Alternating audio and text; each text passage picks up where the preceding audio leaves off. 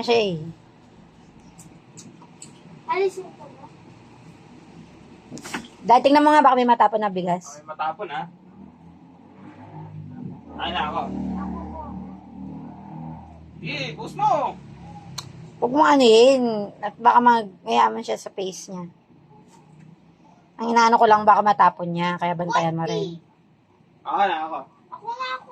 Si daddy magbubuhos. Ikaw magbubukas ng gripo para magugas. Kasi na wala na tapon dyan. Kasi serious ako. Hindi yan malalaglag na. Kasi trade si daddy. Ako na ako. Oh, malis ka na dyan, dad. Kaso maigi yung bigas, ha?